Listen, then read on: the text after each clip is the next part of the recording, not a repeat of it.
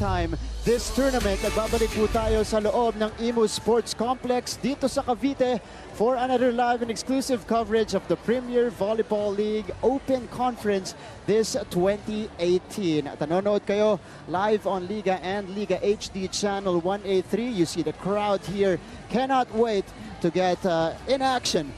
Volleyball matches here. We have two of them this afternoon. It is a beautiful Saturday here in Cavite. Once again, doubleheader po natin. Sisimulan natin sa laban ng Iriga Navy Lady Oragons versus the Pocari Sweat Air Force Lady Warriors. And it's going to be followed by the matchup of the Petrogas Angels and the much-awaited debut of the Creamline Cool Smashers. Muli, maraming salamat po sa pagtutok nyo live on Liga and Liga HD Channel 183. We also have it at the #1 sports website in the country, sports.abs-cbn.com, tfc.tv, and youtube.com/abs-cbn sports. Meron din po kami dyan sa premiervolleyballleague.com. This is Martin Oviar checking in for our first game today. At ang kasama ko ngayon, una muna, ang mga kapartner ko sa panel. Nandito si Sinjin Reyes. Sinj, kamusta? Good afternoon, Martin. It's another exciting day dito sa PVL. May teams na matagal na nating napapanood for the past 4 days. Several games nang meron sila. At meron namang teams na ngayon pa lang magpapakilala for this open conference. So it's an exciting PVL day again here in Imus. That's right, Sinjin. We are very excited here. Pero I think yung next na ipapakilala ko, pinaka-excited sa ating lahat. Nandiyan ang diwata ng SNA, si Ms. Roxanne Montealegre. Hi, Rox. Hello, Martin and Sinj. As always, it's a pleasure to be working with friends who turn to be families for me. Wow! Yes. So I'm already feeling the energy in the panel. So mga kapamilya, simulan na natin to. Tara, game!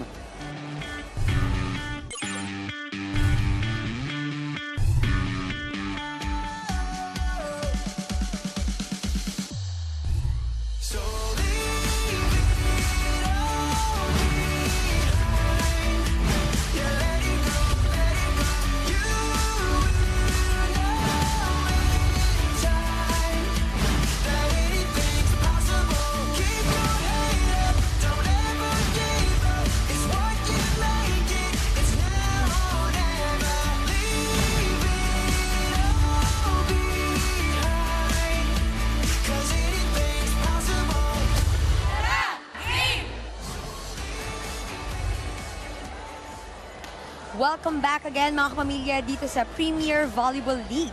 The Navy Lady Oragons already suffered their second straight loss this season last September 26 against the Fighting Warais in 3 straight sets. Kaya naman importante ang game na ito para sa kanila, para maibalik ang kumpiyansa ng team.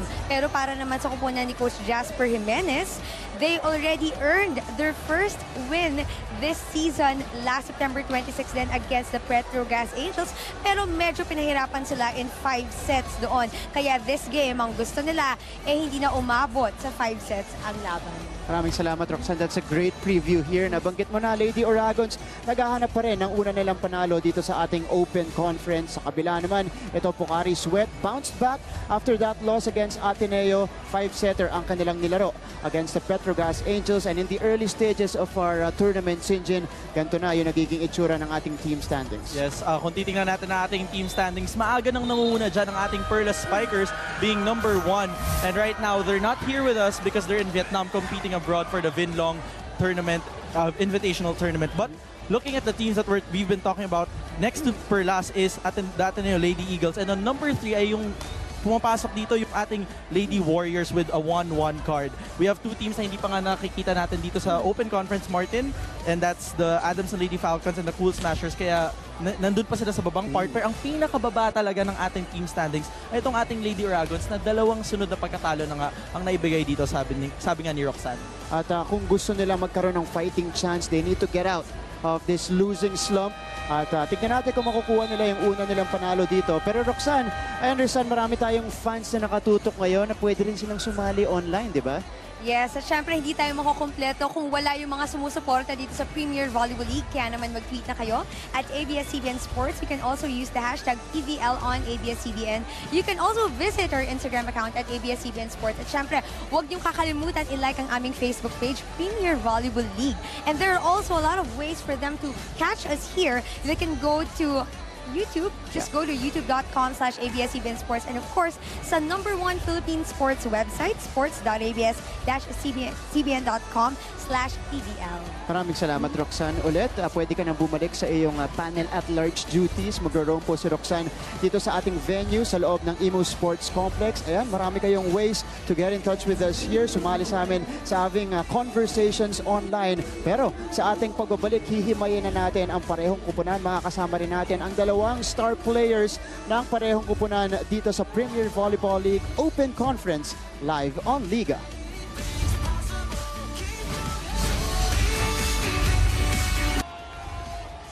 Nagbabalik tayo sa Premier Volleyball League Open Conference live on Liga and Liga HD Channel 1A3. Parehong kupunan, nasa court na natin ngayon. It's gonna be the Navy versus Air Force, Lady Oragons versus the Lady Warriors. Kasama niyo pa rin si Martin Javier at si Sinjin Reyes. Sinj, etong Lady Oragons or Lady Warriors muna tayo pumunta. Galing sila sa una nilang panalo dito sa ating season. But it did not come easy because it was a 5-setter against one of the solid teams here in the league, Petrogas Angels. Yes, it was a seesaw story para dito sa ating Pocari Sweat Lady Warriors. Nagsimula sila sa pagkapanalo ng first set, nung second set, natalo sila, na-extend yun, 31-29 yun, Martin. And then nung third set, sila naman nakakuha. Fourth set, bumawi yung Petrogas Angels. Pagdating nung fifth set, talagang nilampaso na nila yung kanilang kalaban and made sure to get it convincingly with a 10-point advantage. So it was a tough win for our Pocari Sweat Lady Warriors, but it was something that they really worked hard for at talagang sinigurado na nilang makuha yung unang panalo nila dito sa conference na ito.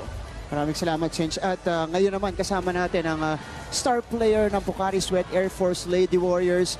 52 points in her first 2 games here in our open conference. Nandito na ang bagyong Pablo, si Myla Pablo. Hello, Hi Myla. po, good afternoon Suking-suki ka na dito sa ating po. panel, Myla. Hindi naman po. Pero galing sa laro nyo against Petrogas, nakalaban mo pa yung younger sister mo. Kamusta naman yung experience doon? Kasi 5-setter yun eh. May mga natutunan ba kayo as a team doon sa larong yun? Siguro po nung 5th set talaga, so 4th set po namin, dami naming mga error talaga. So nawalan kami ng kumpiyansa sa sarili namin, nawalan kami ng receive, nawalan po kami ng communication bawat isa. So after the 5th set talaga, kinausap po yung team ko na hanggang 15 lang to, kailangan manalo. After 15 na, wala na, tapos na ang laban. So ayun naman po, lahat na po gumawa. At yun nga naman, lahat gumawa. Napansin namin, Myla, compared to your first game, ano sa tingin mong gumana naman dito sa second game na ito sa iyong koponan? Kaya nakatulong sa pagkapanalo ninyo? Siguro po, nagtulong-tulong kami as a team. Halos gumawa naman po yung iba like si Jeanette Panaga, yung sila Josa, and then Nina Del Palomata. Lahat po nag-step up naman po. Okay, Myla, pero bago ka namin pabalikin sa warm-ups nyo, kwento mo naman sa amin, ano yung naging usapan nyo ng kapatid nyo pagkatapos ng laro? Kasi mainit yung bakbakan nyo doon. Nakikita ko, tina-target ka rin niya sa services niya. Ano yung usapan nyo pagdating niya sa bahay nun? Wala po. Nagtatawanan lang po kami sa bahay po. And then, ayun nga po, sabi po niya na parang, sabi na medyo kinakabahan daw po siya sa game. Medyo first time kasi siya makalaro sa mga professional like sa PVL po. Lalo na siguro nung nakalaban ka niya, no? Hindi po. May kaba ba nung kaharap mo si Matet? Si Tet? Ako naman po, sa atin, hindi po, challenge ko siya. Kasi syempre po ako po yung mas may experience po sa ganitong sitwasyon po. Tinuturuan ko siya kung paano maging matapang sa loob ng court. Ayan, okay. Maraming salamat, thank you Myla. po. Maraming salamat sa Thank you, pag-discuss mo sa amin dito. Ayan po, ang bagyong Pablo. Nandito ngayon sa ating Imo Sports Complex. Ready makipaglaban dito against the Lady Oragons. Pero kung babalikan natin yung production doon ni Myla Pablo, nabanggit ko kanina 52 points across her name. She had 22 markers at sinundan yan ni Jeanette Panaga with 11 points. Nabanggit mo ngayon, Martin, 52 points na tong si Bagyong Pablo at number 1 na siya as a top scorer so far dito sa ating league. And speaking of Jeanette Panaga as well, both these two players contributed a lot in their last game para makuha nila yung napaka-tamis na unang pagkapanalo dito sa PVL Open Conference. Si Myla Pablo had 19 points of their spikes and then Jeanette Panaga had 9 points of spikes and 2 points of blocks. So really, it was a well-rounded game for these players and it's something that we're going to expect again in this upcoming match against the Navy Lady Oragons. Ayan nga, 33 points ang produce ng dalawang player na ito. Parehong veterano. Itong si Jeanette Panaga, alam naman natin ang championship DNA nasa loob nito ni Jeanette Panaga. So titignan natin kung ano magagawa nila ngayon against the Lady Oragons. Pero sa ating pagbabalik, himayin na natin yung susunod na kupunan. We have the Iriga Navy Lady Oragons standing by on our next break. Nagpapatuloy ang Premier Volleyball League Open Conference live on Liga at kasama niyo pa rin si Martin Javier at Sinjin Reyes. At since itong Iriga Navy Lady Oragons, pag-asapan naman natin sila. They lost a 3-setter against Tacloban. Hindi sila pinaporma doon ng Tacloban. Nahirapan itong ating Lady Oragons. Pero kung titingnan naman natin, kung babalikan natin yung game na yun, nagsisimula sila ng malakas. They really start strong. Yun nga lang nagkakakulang dun sa pagtatapos. Kinakapos pagdating sa dulo. And that's something na kailangan nilang solusyonan. Nung nakausap ko nga si Coach Egay kanina, it has something that has been a mental game for them in this conference. And we will see how the Lady Oragons will try to fix themselves and try to improve their game here in our open conference. At sinusubukan din nila since na i-integrate syempre yung mga bago nilang players. Kalahati nung koponan halos bago eh. So maraming gelling at maraming pagkakakilalan ang kailangan nilang gawin dito. Pero mahaba naman yung torneo natin, so it's not a big problem. But speaking of that game, ang top scorer natin dyan, yung kanilang team captain syempre na si Grace Bombita. Nabanggit mo na siya. Kasama natin siya ngayon. Nandito si Grace Bombita. Hello. Hello, Grace. Hello Kamusta po. ka? Mabuti naman po. Kamusta naman yung team? Mabuti. Mas yung teamwork namin. Pinagtatrabuhan talaga namin yung teamwork. Pero curious na ako, Grace, as a leader. Nabanggit ni Sinch, ikaw yung captain ng team na to. You've been a captain for a long time here. Kilala mo na yung mga players mo. This is not the ideal start for you guys. Paano mo hinandle yung sitwasyon na yon coming off that loss last Wednesday? Yun nga, pinagpe-prayer namin yung lapses namin tsaka yung floor defense namin. Kailangan pa talaga namin kilalanin yung bawat isa kasi hindi pa kami ganun katagal na nagsasama. Yes. Ako naman, Grace, yung tanong ko, napansin ko from the reinforced conference papunta dito sa ating open conference, napakalakas na nung bombang Bombita. Ayan, oo. Mas malakas na yung palo ng isang Grace Bombita ngayon eh. So ano ang naging inspirasyon, motivasyon, o anong kakaiba sa training ngayon kaya mas kargado ang palo ng isang Grace Bombita? I think yung commitment talaga, andon. Tsaka yung disiplina. Importante yon. Tsaka yung bawat palo ko iniisip yung para sa team. So sinabi na ni Grace, hindi siya takot mag-commit. Ayan, pero Grace, banggit niya, natutuwa kami kasi nabibigyan ka ngayon ng playing time at saka gumagawa ka talaga para sa iyong team. Pero going into this matchup against Pocari, bago kita pabalikin sa warm-up nyo, ano yung talagang pinag-trainingan nyo? Kasi malakas na mga kalaban nyo. Mas kami ngayon yung sa floor defense namin talaga, yung lapses namin sa loob ng court, yung prepare namin sa loob ng court. Yun. Okay, maraming salamat, Grace. Thank you. Thank you so much. Abangan namin ng bombang dala mo ngayong araw na ito. Marami yatang pasasabugin dito ngayon. Si Grace Bombita, ayan po ang kanilang kapitan. Grace Bombita, the only player in double figures para sa Lady Oragons in that game against the Tacloban Fighting Oray, scoring 12 points.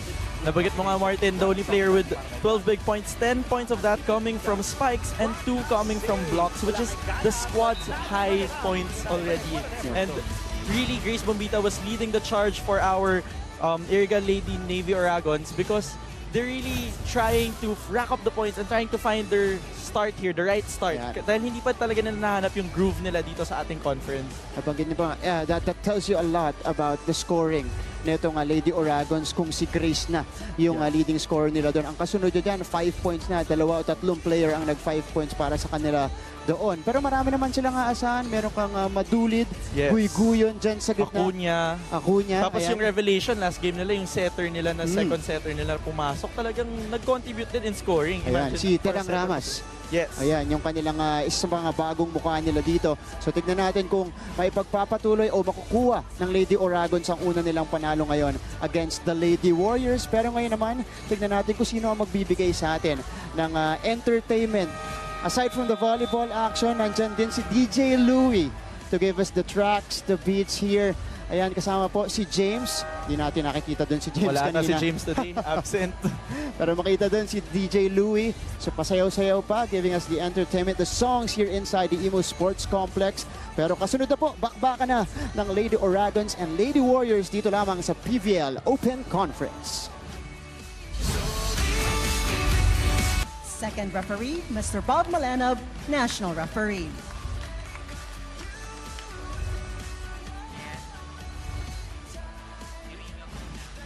Let's now meet the starting lineup from the Iriga Navy Lady Oragons.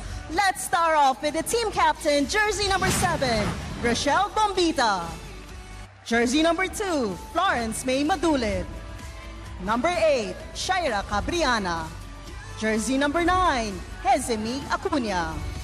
Number 11, Nicole Briel Guyguyon. And number 16, Divine Eguia. Starting libero is jersey number 15, Mary Jane Diane Ticar. And head coach, Mr. Edgardo Egay Rusin. And now, let's meet the starting 6 from the Pocari Sweat Air Force Lady Warriors. Let's start off with the team captain, jersey number 18, Myla Pablo. Number 3, Jeanette Panaga.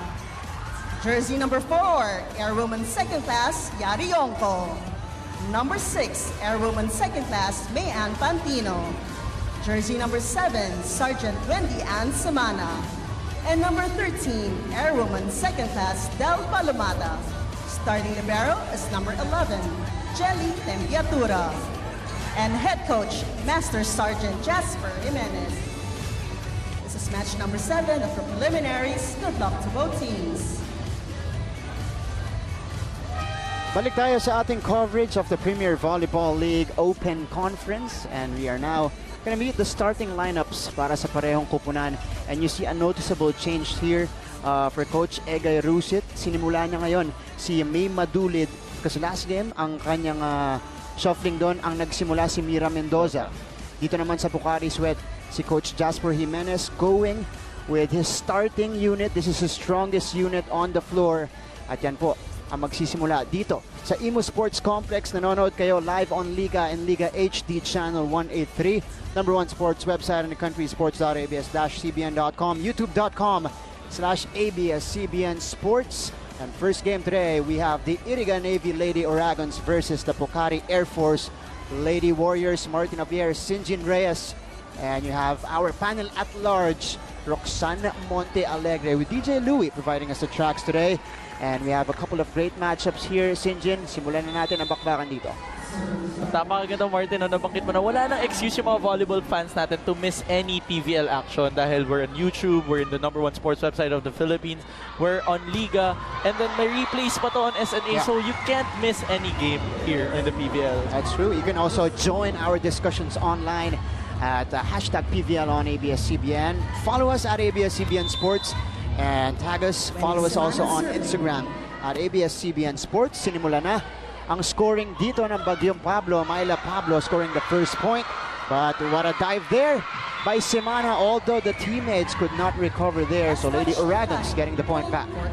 Maagang pagsasagutan ng dalawang kapitana ng ating dalawang koponan ang nangyari dito sa ating first 2 points. But credit the great dive there coming from Wendy and Semana, showing a lot of her contributions, not just in setting, but also in the floor defense of this squad.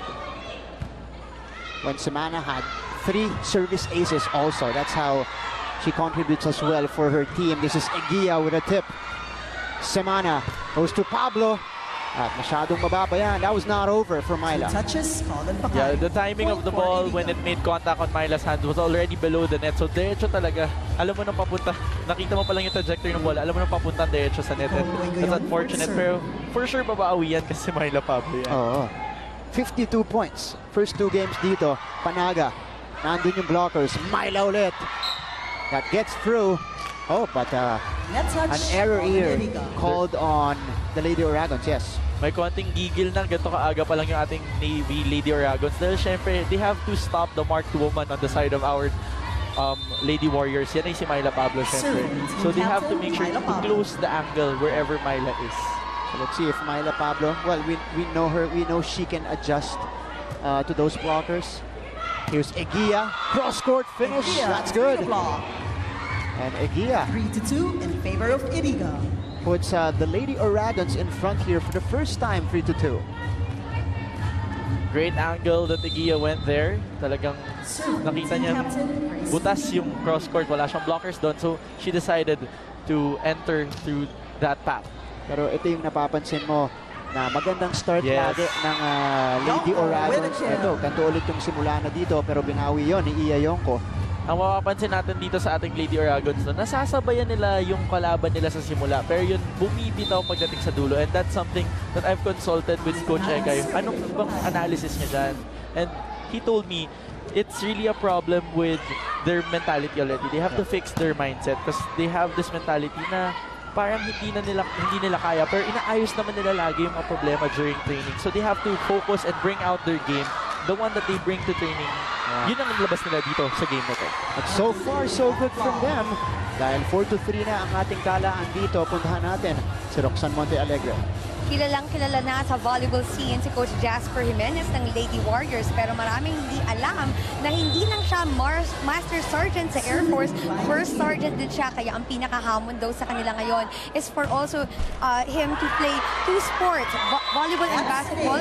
He is also coaching volleyball at the same time organizing clinics para sa mga anak ng sundalo. Time management ang problema nila, pero gusto daw niyang makilala this season ang kanilang team sa brand niya ng volleyball, nangunguna sa disiplina. Pangalawa, pinaka-importante ang camaraderie, at pangatlo dyan, for all the players to be soldiers on the hard court. Martin? Maraming salamat, Roxanne. Napaka-busy naman ba ito ni Coach Jasper Jimenez.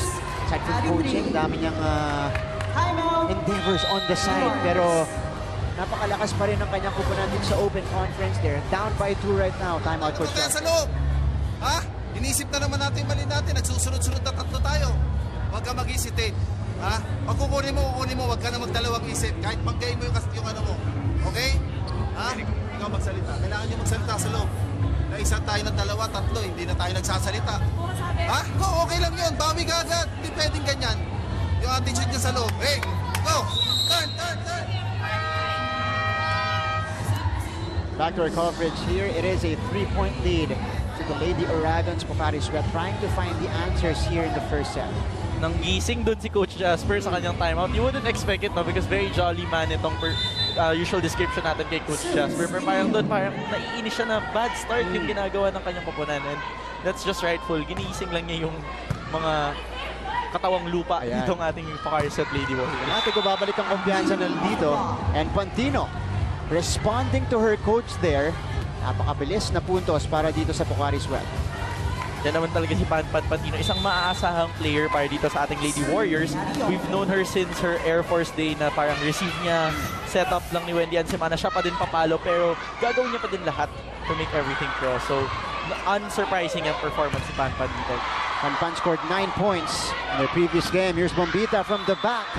Sobra yan para kay Grace. So, 2 straight points off the timeout for Pocari Sweat. Nasobrahan naman ng muscle doon, Martin, yung palo nitong si Grace Bombita. So let's see if they could taper down and find the right groove dito.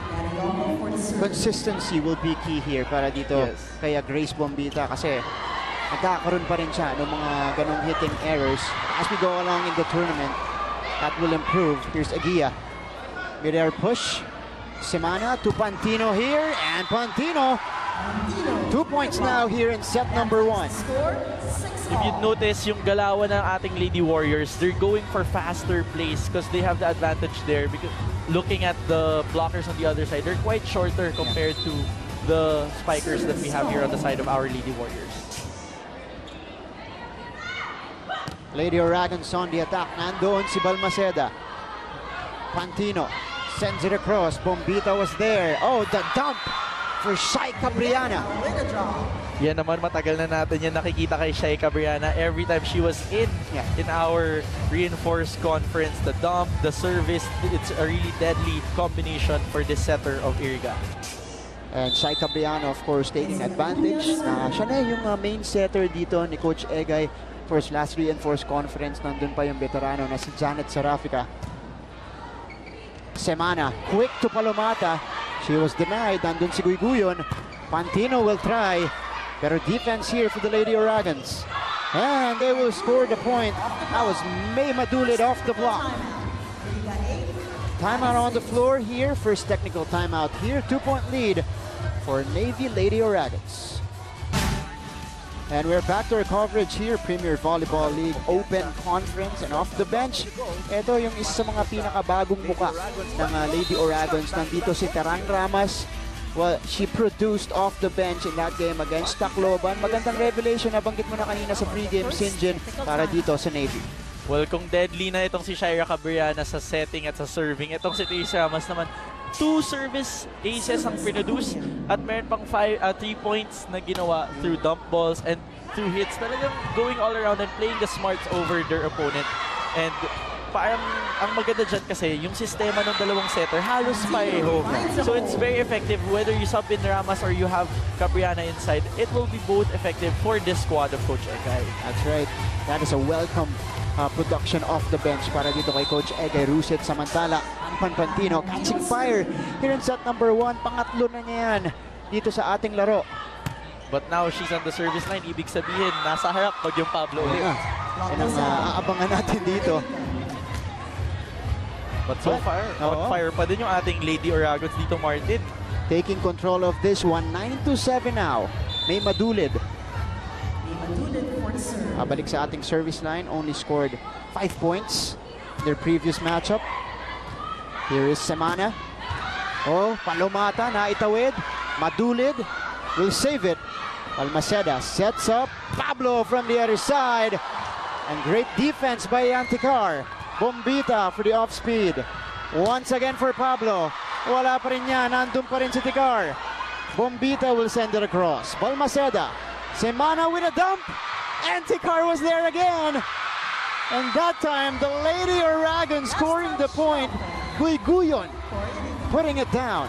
We should credit that point to the great floor defense of our Iriga squad. Kanina pa sinasabi ni Coach Egay na yun yung winner on nila sa training at magandang nakikita mong lumalabas yan dito sa game and they're really showing great coverage behind at mukhang bantay na itong si Myla Pablo at yung mga angles na pinupunta ni Myla.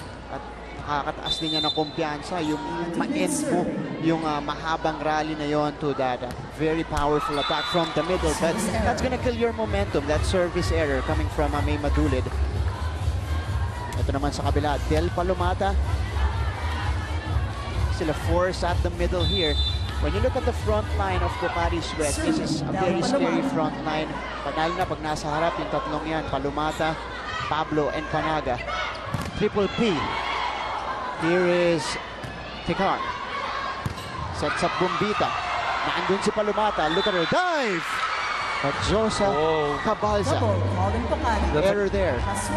That's an usual error from a volleyball player, but syempre nangyayari yan. We have our lapses in judgment as people. Parang late yung reaction niya dun sa paglandong ball sa kanyang hand, kaya yung bitaw niya nahuli when she was about to set up that ball. But Josa Cabalza off the bench last game, maganda yung pinakitang performance din at talagang tumulong sa kanyang koponan with 6 points, Martin. That's right. Siya nga yung sumabog doon off the bench usually. Si Cases, yung ay pinapasok ni Coach Jasper Jimenez. But now, the Lady Oragons with a 4-point lead, hindi makapag-set up itong Pocari Sweat. So far, what I'm noticing, first ball is missing with our Pocari Sweat Lady Warriors, and that's something that's very crucial, not just with this team, but all the teams if they want to have a good setup. Even if you have one of the best setters, Wendy and Semana, if yung setting, if hindi maganda yung bigay kay Wendy, at mahirapan din si Wendy ang bigay ng bola. At that time, Jeanette Panaga was able to score, barely getting to the ball, pero naitawid na yun. Lady Oragons could not recover. This is Wendy and Semana. What an excellent game against Petrogas. 35 excellent sets. But the answer, always there for the Lady Oragons today. Grace Bombita off the middle attack. Talking about an excellent game, mukhang dala-dala pa din ni Grace Bombita yung kanyang kumpiyansa for that last game. But that was a great decision coming from Cabriana, challenging the middle blocker Panaga on the other side. And you see them with more seamless executions on the floor. Talking about the Lady Oragons. Pero binawi naman niya ng mabilis ni Jeanette Panaga. And a quick stare down right after para kay Jeanette.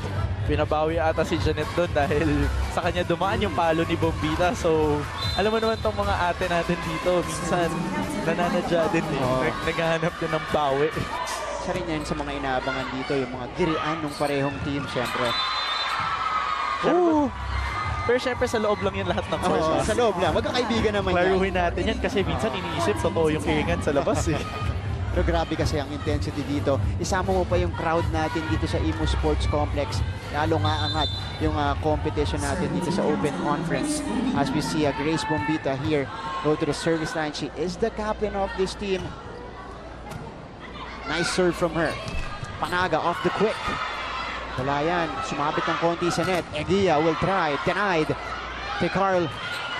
Kinawid yun. Pablo goes to That's Cabalsa. Tikar back set. To Madulid, who gets it through. Wow. You know, very simple attack there coming from Madulid. Nothing fancy, just made sure it had a check, targeting an angle, but also a lucky shot for our Lady Oragon. And good set coming from our libero here, Yan Tikar. Pagpapansin mo tong si Dayan Tikar, no? Talagang matapang na libero to eh. Pag nakakaharap nito yung ibang koponan, isa yan sa mga ayaw nilang matamaan ng bola nila. Kasi napuputo eh kahit yung palo ng mga reinforcements natin last conference.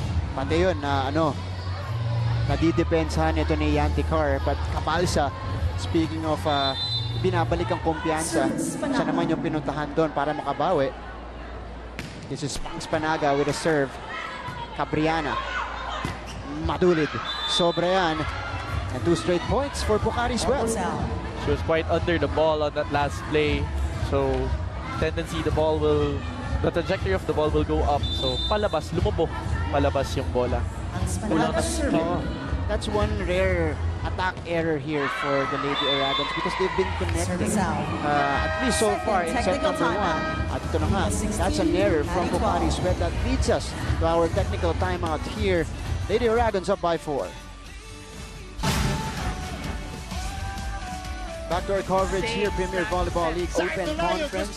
At ang depensa, ni Balmaceda at saka Semana, isa sa mga inasahan against the Angels in that 5-setter. Makikita mo yung depensa nila doon. Especially in that 5th set, they outscored Petrogas 15-5. Let's not forget, sanay na sanay si Ate Wendy sa depensahan dahil dating wing spiker din naman yan. At si Ate Balbal Maceda, isa din yan sa mga matitibay na libero ng Air Force from then on. And this contribution are the small things that contributed to that win that they had, Martin, in the last game. But looking at the numbers, they were really dominant in dig. 72 lang naman out to 58 nung kanilang kalaban na Angels. At itong dalawang players na to, they really needed to contribute so that their team can also do the strong hits. Semana also added 35 excellent sets and 3 aces in that game. And Pocari Sweat gets the point back here. Only down by 3. That was Pantino with a point. Itong si Wendy and Semana noon is in an unglamorous situation as a setter. Pero still, the contributions of a Wendy and Semana to your team, the maturity and the steadiness of the ball when it comes to setting is a great factor to why this squad is very solid. Maalala natin, reinforced conference when Semana only entered in the quarterfinals coming off an injury. Pero ngayon, mukhang gamay na niya yung kanyang team dito. Looking at the standings, number 2 siya sa setting, Martin. Pero alam mo ba, sabi ni Ate Wendy Ann sa akin kanina, kulang pa daw yung kanyang performance dito. Okay, tignan natin kung ano ba ilalabas niya dito. Pero yun nga din yung tanong ko, ano bang lalabas kay Wendy Ann Semana? Talagang do it all na tong setter na to. Speaking of, here is Semana. Pantino, nandun si Bombita sa likod. Cabriana inangat, Egia, sobra yan. And the Lady Oragons allowing Air Force to come back here. Naibaba yung lamang nila dito sa isa. Cabriana was in a tough situation doon on that last play dahil nasa may likod na yung angat ng bola. So, she went for a back row attack. And unfortunately, lumabas na yung palo doon at yung tama na. But after that, Cabalsa with a service error. So, point goes back to the Lady Oragons here. We have Hez Acuña now serving. Hez Acuña serving.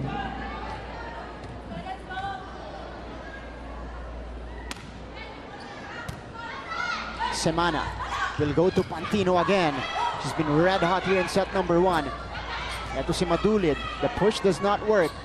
Pablo naman from the back. Oh, went for the tip. Wow. Pablo sumilip muna bago ihulog yung bolang yan. Looking for that donut hole and saw a very open wide spot in the middle. On the other side of the court naman, nag-expect itong ating Lady Oragons ng hard ball and long ball. So, if you notice, the defense was really stacked at the back. Bagit mo, sumilip siya. Sa ere siya sumilip yun eh. Yung hang time ng mga players naman kasi natin dito, napakataas. Napakataas, tama. Here's Tikar. Cabriana goes to Madulid, denied. One more time here, Guiguyon will try. Andun ulit yung depensa. Pablo cross court. Wow, great defense by Tikar. Here come the Lady Oragons. Pablo, awkward hit. Bombita was there. Cabriana. Guy-Guyon cannot put it down. Pablo ulit ang susubok on the push. Pablo with a Wow. drop. Pablo making it look easy. 17 Hindi lang all. naman kasi yung mga strong hits yung nakakapatay. Siyempre, it's about the smarts and how you and where you put the ball. At napakagandang placement ko. Nakita niya na naman, nag-abang sa malayo, si Eguia doon sa likod. So, hinulog lang niya sa likod ng blockers. Dalawang sunod-sunod na magandang placement mula dito kay Myla Pablo, outsmarting the defense. Let's see how the Lady Aragons will respond. Down the line finish, lalabas yan para kay Madulid. Runs out. It was a strong hit from Madulid pero nasobrahan ng kabig kaya palabas na yung palo doon ni Madulid. Timeout. Just like that, kaya napa-timeout dito si Coach Egay. Lamang na po ang Pocari Sweat 18-17. Tuloy lang natin. Kasi kung magkakaroon man tayo ng error pa isa-isa lang, pero napakahirap na lang basta-basta makuha yung score, di ba? Tuloy-tuloy lang natin. Kasi walang magbabago, parang pa rin. Walang bibigaya. Kunin natin to. Tuloy-tuloy, ganun lang. Goal. Sipag. Pato natin. Gana. Gana pa natin. Coach Egay, narinig mo, gana. Looking to fire up the spirits of his players. And nakikita nyo yung mga fans natin ngayon sa Imo Sports Complex. We have a full house on this Saturday. Maraming nakabang. Overflowing pa nga Martin kung galing ka sa labas, makikita mo Dami. yung pila. May pila pa naghihintay ng mga tickets or kung may libreng upuan pa daw sa loob. Daming nakaabang dito sa Imos. Here is Myla Pablo. Down the line. Ito na, speaking of catching fire, si Myla Pablo giving them the 2-point lead. Yun naman ang hindi naabangan ng depensa dito sa kabilang panig. A strong Myla Pablo at a classic down the line play from Myla Pablo even back from her NU days. Hindi nakagulat-gulat na yan from Myla. Myla Pablo with, I believe, 3 straight points now for Pocari. Madulid. Nandun yung mga blockers. Tikar. Saring up Madulid again. Alumata was there. Masyadong mababa yan para kay May Madulid. Great instinct there coming from Madulid, but that ball was too low to be hit across the net. And this is Councilor Liberty Dimaculangan and Mr. Roy Dimaculangan of Legazpi City, our PVL host on November 11, 2018. The matchup there will be Pocari versus Creamline. There you go. Maraming salamat po sa pagtutok dito. And speaking of Pocari, they are rolling right now. 21-17 lead here in set number 1. Ayun naman yung iniintay ko mag-ingay. Itong si Palumata who had 10 points in their last game. We're looking for the quick hits and that connection that she has with Wendy and Simana. Finally, she gets a great point here with that quick hit. Pero maganda din Martin, no, pag-usapan. Ang ganda na umiikot tayo dito sa PVL, sa mga probinsya. At ang dami nating lugar na nakikita. At ang daming taong nakaka-enjoy ng volleyball. So far, si Jen, pangalawang weekend natin to. Nakapunta na tayo dito sa Imos. Nakabisita na rin tayo sa Malolos, Bulacan. Marami pa po kaming stops dito sa Premier Volleyball League May Open Legazpi Conference. pa. Ayan, may Malapit Legazpi na, pa. November 11 daw. Abangan niyo po yung schedule namin dito. Kapalsa, Semana, sets up Myla Pablo. Hirap na tira yon. Cabriana, pupunta sa gitna. Ooh, and an error called on Guy-Guyon. There's a net touch called against the middle Guy-Guyon. 23-17. Siyempre, may momentum tayo dyan. So, hindi na natin mapapansin yung mga ganyang moments. So, she's saying wala daw net touch. But Timeout, Iriga. That was our Banco save of the day coming from Kapalsa. Meantime, we have a timeout here. 6-point lead for Pocari. Di pa tapos to. I-recover natin to. Ilang score lang yan, no? Mas advantage tayo ang papalo. Kaya lang, bigyan mo siya ng magandang play. Kailangan natin ng play. Hindi pwedeng puro open lang tayo. Mag-open, tatuhan niyo ang over. Sige, pinitin niyo. Magandang laban, maganda.